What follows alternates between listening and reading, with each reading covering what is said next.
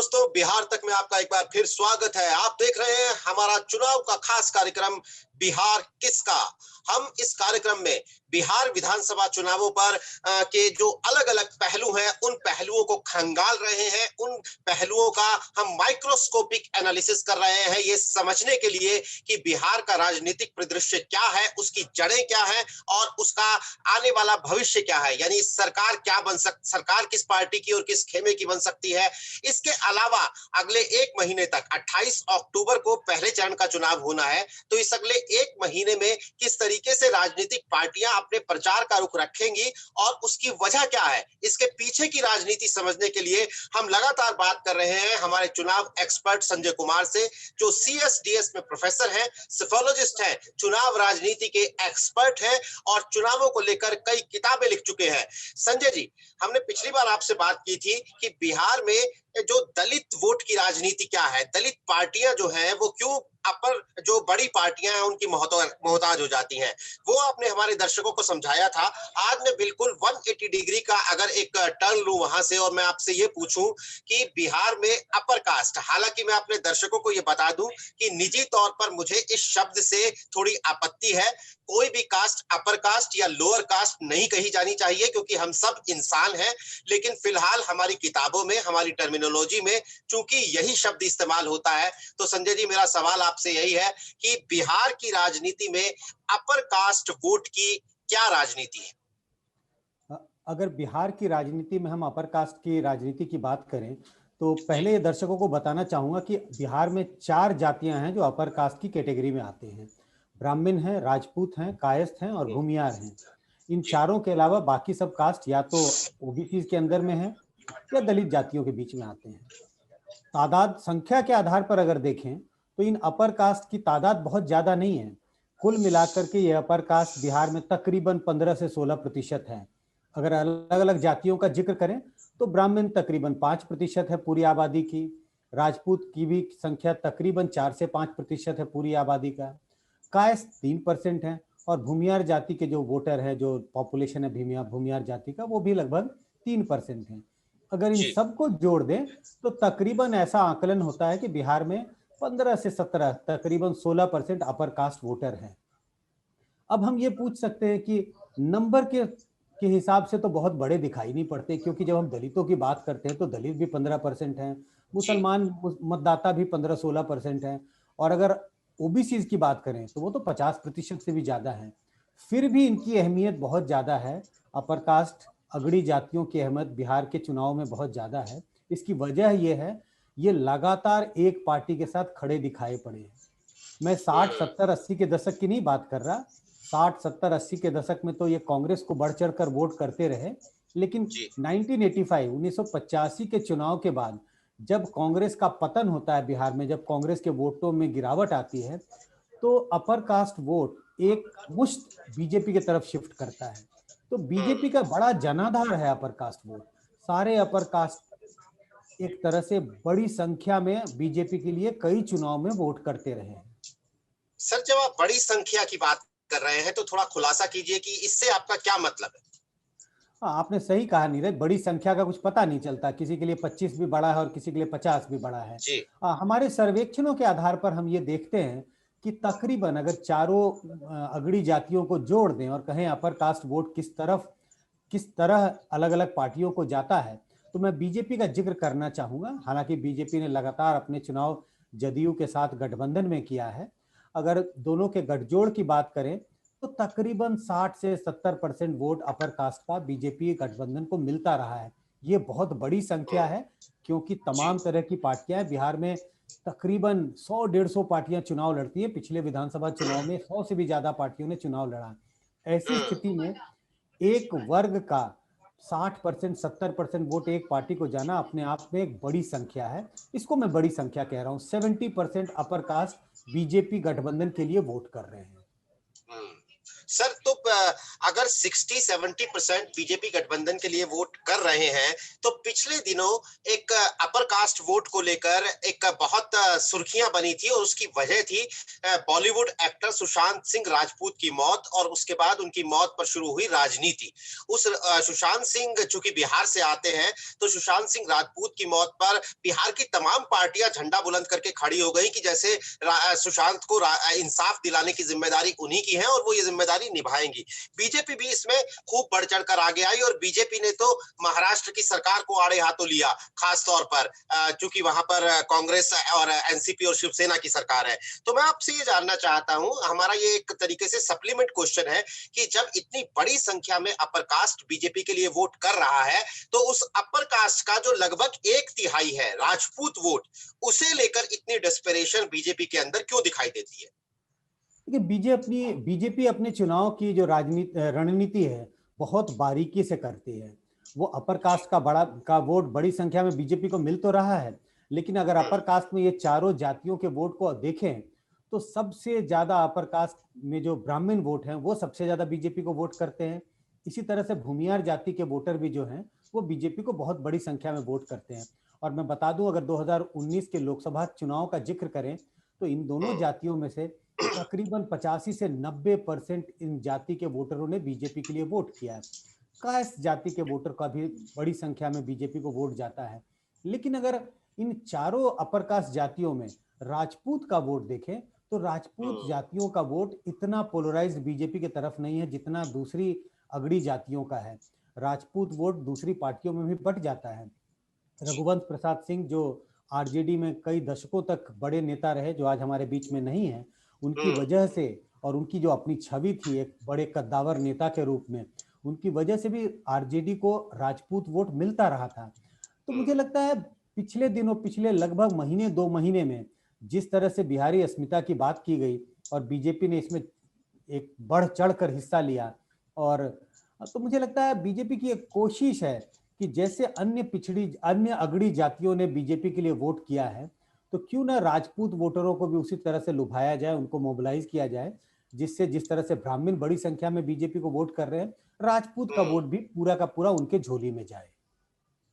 बिल्कुल। तो upper caste के एक हिस्से का जो ये वोट है, जो शायद थोड़ा दूसरी पार्टियों को चला जाता है, बीजेपी की ये कोशिश है कि वो इस वोट को भी पूरी तरह 80-90% तक अपने हिस्से में लाए। लोकसभा चुनाव की बात संजय जी ने की थी, तो मैं अपने दर्शकों को बता दूं कि लोकसभा चुनाव में बीजेपी ने 5 राजपूत कैंडिडेट्स को वोट दिया था, जेडीयू और एलजेपी ने सिर्फ एक राजपूत कैंडिडेट को वोट दिया था, और आरजेडी ने 3 लोगों को दिया था। ये बड़ी इंटरेस्टिंग बात है। आरजेडी जो सर मुस्लिम और एमवाई, मुस्लिम और यादव की पॉलिटिक्स की पार्टी मानी जाती है, उन्होंने जगदानंद सिंह नाम के राजपूत नेता को अपना प्रदेश अध्यक्ष बनाया था, और ये उस वक्त माना गया था कि अपर कास्ट के वोट को खींचने के लिए आरजेडी का ये एक शिफ्ट है एक तरीके से। अब रघुवंश प्रसाद सिंह नहीं रहे जो एक बड़े राजपूत नेता थे आरजेडी के अंदर, लेकिन जगदानंद सिंह को उन्होंने प्रदेश अध्यक्ष बनाया था। उसके बाद वो एक भूमिहार नेता को राज्यसभा में उन्होंने भेजा था।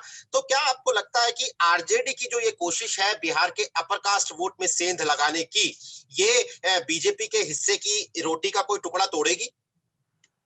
देखिए, बिहार की राजनीति में अगर हम देखें तो सारी पार्टियों का जनाधार एक किसी खास समुदाय के बीच में है, और सबसे अहम सवाल यही है कि कौन सी पार्टी दूसरी पार्टियों के खेमे में एक तरह से सेंध मार सकेगी।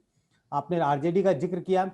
आरजेडी कई सालों तक, बल्कि कई दशकों तक, 3 दशक में अगर देखें तो एमवाई फैक्टर बहुत स्ट्रांग रहा है। मुस्लिम और यादव गठबंधन आरजेडी को बड़ी संख्या में वोट दिलाता रहा है। जब जब आरजेडी ने अपर कास्ट या लोअर ओबीसी के वोट में कुछ सेंधमारी की, कुछ अपर कास्ट का वोट, कुछ लोअर ओबीसी का वोट, दलितों का वोट अपने पक्ष में लाने की में सफल रहे, और इसमें 1990 के चुनाव का जिक्र करना चाहिए, 1995 का जिक्र करना चाहिए, और 2000 में भी जब विधानसभा के चुनाव हुए थे। ये वो समय था जब आरजेडी अपर कास्ट वोटरों के बीच अपनी सेंधमारी कर पाती थी, और यही वजह है कि उन 3 चुनाव में आरजेडी ने चुनाव जीता और अपनी सरकार बनाई। लेकिन पिछले 3 विधानसभा चुनाव में ये देखने को मिल रहा है कि आरजेडी का खुद का वोट जो है अब तकरीबन 17, 18, 19% के आसपास चला गया है, और इसकी वजह साफ है। एमवाई फैक्टर छोड़ करके, जो मुस्लिम यादव गठबंधन को छोड़कर आरजेडी को वोट देने वाले अन्य जातियों की संख्या बहुत कम हो गई है। यह सोच पाना कि आरजेडी अपर कास्ट वोटरों के में सेंधमारी कर पाएगी, पिछले चुनाव में तो देखने को नहीं मिला। न तो 2014 में ऐसा हुआ, न 2019 के लोकसभा चुनाव में। अगर 2015 के विधानसभा चुनाव की बात करें तो उनमें गठबंधन अलग था। फिर भी उस समय 2015 के विधानसभा चुनाव में नीतीश कुमार और लालू एक साथ महागठबंधन के रूप में चुनाव लड़ रहे थे। इसके बावजूद भी अपर कास्ट वोट जो है वो बीजेपी के तरफ ही गया था। तो मुझे लगता नहीं है कि इन चुनाव में भी अथक प्रयास, पूरे प्रयास करने के बाद भी तेजस्वी खूब बढ़ चढ़ के प्रयास कर रहे हैं, काफी मेहनत कर रहे हैं फील्ड में, लेकिन उनके लिए अपर कास्ट वोट में सेंधमारी कर पाना मुश्किल दिखाई पड़ता है। सर, एक और कुछ रिपोर्ट्स हमने पढ़ी थी कि एलजेपी को लेकर जो बहुत बेचैनी दिखाई देती है तमाम पार्टियों के अंदर, उसकी भी एक वजह है कि अपर कास्ट के जिन कैंडिडेट्स को बीजेपी में टिकट नहीं मिल पा रहा है, उन्हें ये लगता है कि चूंकि एलजेपी बीजेपी के साथ ही लड़ने वाली है अल्टीमेटली, बेशक उनका नीतीश के साथ झगड़ा हो, लेकिन कुल मिलाकर वो सरकार में आने वाली है, तो वो एलजेपी के पास टिकट लेने के लिए जा रहे हैं। तो ये तो अपर कास्ट वोट में इस बार पिछली बार की अपेक्षा जो आप कह रहे हैं हमें कि बहुत बहुतायत में ये बीजेपी को वोट मिलता रहा है, तो ये जो एक नए तरह के समीकरण उभर रहे हैं, ये इस वोट को का बिखराव की वजह बन सकते हैं क्या, जैसे एलजेपी की मैंने जिक्र किया? जी हाँ, अगर एलजेपी अकेले चुनाव लड़े, अलग से चुनाव लड़े, तो इसकी थोड़ी बहुत बुद्धि कि जितनी पार्टियां अलग अलग चुनाव लड़ेंगी तो वोटों का बिखराव उतना होगा। लेकिन अगर एलजेपी एनडीए के साथ रहती है तो वोटों के बिखराव की गुंजाइश बहुत कम रहेगी। किसी भी सूरत में मुझे यह दिखाई नहीं पड़ता कि अपर कास्ट का वोट जो जेडीयू और बीजेपी के साथ खड़ा रहा है पिछले कई चुनाव में, इन चुनाव में भी एक मुश्त उनका वोट इसी गठबंधन को जाएगा, चाहे एलजेपी उनके साथ रहे, चाहे एलजेपी चुनाव अलग से लड़े, या चाहे एलजेपी आरजेडी का दामन थाम ले। किसी भी सूरत में अपर कास्ट वोटर जिसका जिक्र आज हम कर रहे हैं, ये सब के सब बीजेपी के साथ ही खड़े हुए दिखाई पड़ेंगे। ओके, हम अपने दर्शकों को एक बार बता दें जो शायद थोड़ी देर से या बीच से इस प्रोग्राम को देख रहे होंगे, उन्हें हम ये बता दें कि हम बिहार विधानसभा चुनाव को लेकर बिहार की राजनीति में अपर कास्ट वोट की अहमियत और उसके समीकरण और उसके गिर्द गिर्द होने वाली सियासत की बातचीत कर रहे हैं। हम ये बात भी बताना चाहते हैं कि जो बिहार की राजनीति में जो दिलचस्पी रखते हैं, जो बिहार की राजनीति के स्टूडेंट्स हैं, वो लगातार ये 3-4 शब्द सुनते हैं कि यादव, मुस्लिम, राजपूत, ब्राह्मण, कुर्मी, कोयरी, मुसहर, ये इस तरह के शब्द सुनते हैं। लेकिन बिहार में 200 से ज्यादा, 200 और सवा 200 के बीच जातियां हैं, लेकिन राजनीतिक रूप से उनमें से 15 से 20 जातियों को ही एक हिस्सेदारी मिल पाती है। और अगर हम अपर कास्ट की जी और दूसरी बात ये भी बताना चाहूंगा नीरज, आपने कहा कि 200-250 जातियां हैं, लेकिन अगर चुनावी राजनीति में सिर्फ 10-15 ही जातियां हैं जिनका के प्रभाव रहता है। इसकी वजह है कि इनका कंसंट्रेशन कुछ कुछ जिलों में रहता है। हम आज राजपूत वोट का जिक्र कर रहे हैं, और अगर हम देखें कि राजपूत भले ही पूरे बिहार में 4 से 5% हैं, लेकिन मैं कुछ जिलों का जिक्र करूंगा जहां ये इनकी संख्या बहुत बड़ी है। सीवान, सारण, बांका, मुंगेर, भोजपुर, बक्सर, रोहतास, इन जिलों में अगर आप देखें राजपूत वोटरों की तादाद ये तकरीबन 15 से 16% है, जितनी तादाद यादवों की पूरे बिहार में है। इस वजह से इन जिलों में इनका जो वर्चस्व बहुत बढ़ जाता है। और इन जिलों में जब हम टिकट बंटवारों को देखेंगे, पहले के चुनाव में भी देखने को मिला है और आने वाले इन चुनाव में भी देखने को मिलेगा, इन जिले में जो विधानसभा के क्षेत्र हैं वहां पर पार्टियां ज्यादा से ज्यादा राजपूत जाति के उम्मीदवारों को उतारने की कोशिश करेगी, क्योंकि हर पार्टी चाहेगी कि राजपूत वोट उनकी तरफ जाए। लेकिन बीजेपी ने इसमें पहल बढ़ चढ़ के किया है। बीजेपी ने बिहारी अस्मिता का सवाल उठाया है, सुशांत सिंह राजपूत के इर्द गिर्द उन्होंने सारा अपना कैंपेन चलाया है। तो अब देखते हैं आने वाले समय में इन जिलों में बीजेपी किन उम्मीदवारों को उतारती है, जिससे राजपूत वोट को एक तरह से अपने पाले में करने के लिए एक और दूसरी पहल हो। तो सर, हम ये कह सकते हैं, आपने बड़ी चूंकि हमें आंकड़ों के साथ जानकारी दी, तो अब बात समझ में आ रही है जो पिछले 3 महीने से एक तरीके से ये कौतूहल का विषय बना हुआ था कि सुशांत सिंह राजपूत में सारी पार्टियों को इतनी ज्यादा दिलचस्पी क्यों हो रही है। तो हम ये कह सकते हैं कि सुशांत सिंह राजपूत केस ने बिहार में राजपूत वोट की राजनीति को खंगाल दिया है, उथल पुथल कर दिया है। बिल्कुल, अगर आप देखेंगे कि बिहार की राजनीति में पिछले दिनों अगर चर्चा होती थी, तो ज़्यादा एम वाई फैक्टर की बात होती थी, दलित वोट की बात होती थी और अपर कास्ट भी एक जी। मुश्त बात होती थी, अपर कास्ट, उसमें कभी-कभी ब्राह्मणों का जिक्र हो जाता था। लेकिन हम्म। खासकर राजपूत वोटरों का जिक्र बहुत एक अलग तरीके से नहीं होता था। हम्म। लेकिन सुशांत सिंह राजपूत के केस के कारण जिस तरह से प्रचार-प्रसार हुआ उस केस के इर्द-गिर्द, तो राजपूत वोटरों की का इम्पोर्टेंस जो है बिहार की राजनीति में बढ़ गई है। खासकर इन चुनाव में तो बिल्कुल देखने को मिलेगा। मुझे लगता है उम्मीदवार भी बहुत सारे उतारेंगी पार्टियां राजपूत जाति से। पिछले 2 महीने से तो हम देख ही रहे हैं कि कितना प्रयास है पार्टियों का कि राजपूत वोटरों को अपनी तरफ खींचा जाए। तो जो राजपूत वोटरों के इर्द-गिर्द जो राजनीति कम से कम पिछले 2-3 दशक में दिखाई नहीं पड़ती थी, अब वो एक बार फिर जी। से खुल करके सामने आ रही है। और जिस तरह से दलितों की बात होती है, जिस तरह से यादवों की बात होती है, जिस तरह से मुसलमान मतदाताओं की बात होती है, इन चुनाव में भी राजपूत मतदाताओं की बात बढ़ चढ़ करके होगी। आने वाले समय बताएगा कि ये वोटर किस तरफ जाते हैं, किसके लिए वोट करते हैं और पार्टियां कितनी ज्यादा से ज्यादा उम्मीदवारी राजपूत जाति के मतदाता। उम्मीदवारों को देती है। ये बड़ा अहम है कि वोट जब जब टिकट बंटवारे का वक्त आ ही गया है कि टिकट बंटवारे का ऐलान करेंगी पार्टियां और उसमें ये देखने वाली बात होगी कि सुशांत सिंह राजपूत के नाम पर उन्हें इंसाफ दिलाने के नाम पर जहां जो झंडे बुलंद कर रही थी पार्टियां वो पार्टिसिपेशन कितना देती हैं राजपूत कैंडिडेट्स को अब उम्मीदवारी के तौर पर।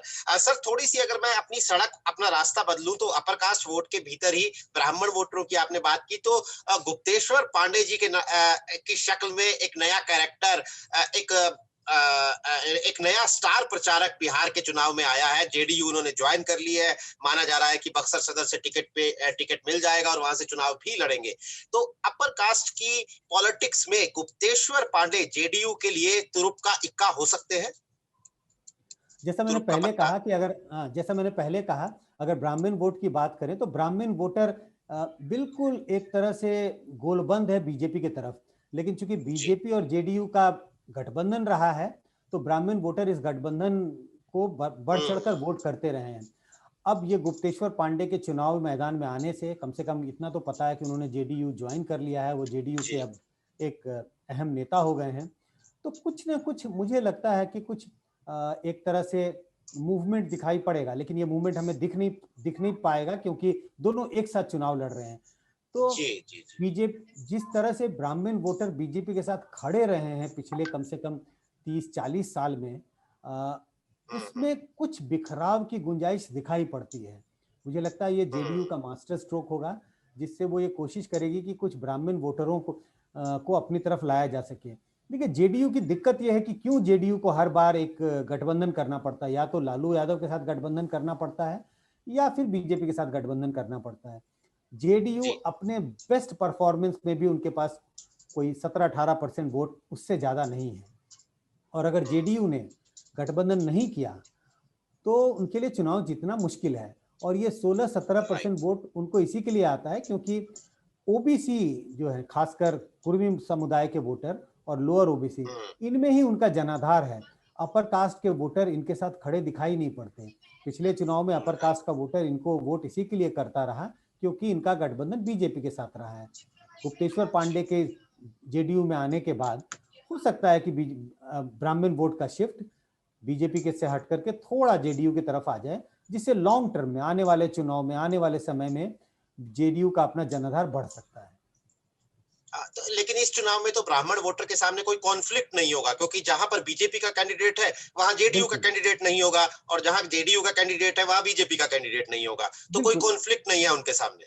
बिल्कुल कोई कन्फ्लिक्ट नहीं है, लेकिन एक तरह से समझिए और गोल बंद हो जाएंगे। लेकिन आने वाले समय में मुझे लगता है कि बीजेपी के लिए एक सिग्नल है, बीजेपी के लिए जी। एक मतलब डेंजरस सिग्नल है कि कहीं ऐसा तो नहीं है कि गुप्तेश्वर पांडे के आने से जेडीयू में और एक ब्राह्मण चेहरा आ गया पार्टी में, तो आने वाले समय में ब्राह्मण वोट भी खिसकने लगे और आने वाले और राजनीति में कौन जाने कल कौन किसके साथ है। अगर आने वाले समय में अगर जेडीयू और बीजेपी का गठबंधन टूट गया, जैसा हमने जी। 2015 में देखा, तो ब्राह्मण बिल्कुल। वोट बीजेपी का थोड़ा खिसक भी सकता है। तो बीजेपी के लिए इस बात की थोड़ी बहुत चिंता होगी, लेकिन शायद इस चुनाव में तो इस बात की कोई चिंता नहीं है। बिल्कुल। तो जिस तरह पिछले 3.5 महीने से हमने देखा कि सुशांत सिंह राजपूत के केस पर बिहार की राजनीतिक पार्टियां किस तरीके से गोलबंदी कर रही थी, सुशांत को इंसाफ दिलाने के नाम पर वो किस तरह की राजनीति कर रही थी, उसकी वजह क्या थी? क्या है बिहार की पॉलिटिक्स में राजपूत वोट का महत्व और अपर कास्ट वोट का महत्व? ये बात हमें आंकड़ों के साथ इलाका वाइज संजय कुमार जी ने बताई। और इस कार्यक्रम को देखने के बाद आपको ये अंदाजा लगेगा कि किस बारीकी से राजनीतिक पार्टियां चुनाव जीतने के लिए किस तरह की रणनीतियां बनाती हैं। और कहीं पे निगाहें और कहीं पर निशाना की जो कहावत है, वो आपको यहाँ पर उसका उदाहरण देखने को मिलेगा। बात इंसाफ दिलाने की हो रही है, लेकिन निशाना वोट लेने पर है। तो सही बात है। संजय जी, आपने हमें ये इंसाइट दिया इस बारे में राजपूत वोट की राजनीति पर बिहार में, इसके लिए आपका बहुत बहुत शुक्रिया। और हम अपने वोटरों को बता दें, और हम अपने दर्शकों को बता दें, माफ कीजिएगा, वोटर की बात तो नेता को करनी चाहिए, हम अपने दर्शकों को बता दें कि हम बिहार किसका, बिहार तक इस कार्यक्रम के तहत बिहार चुनाव के तमाम पहलुओं की अलग अलग विषयों पर, अलग अलग पहलुओं पर चर्चा कर रहे हैं। संजय कुमार जी जो कि सेफोलॉजिस्ट हैं, आंकड़ों के माहिर हैं, वो आंकड़ों के जरिए अपने पिछले कुछ सालों की स्टडीज के जरिए, रिसर्च के जरिए हमें ये समझाते हैं कि आखिर बिहार की राजनीति में हो क्या रहा है। और आने वाले 1-1.5 महीने के बाद जब चुनाव शुरू होंगे तो नतीजे किस तरफ जा सकते हैं। संजय जी, आपका बहुत बहुत शुक्रिया। और बिहार किसका में हम आपसे दोबारा बात करेंगे, और अपने लिए और अपने दर्शकों के लिए किसी और एक विषय पर आपसे ज्ञान लेंगे, आपसे जानेंगे कि बिहार की राजनीति में उसका क्या महत्व है। शुक्रिया।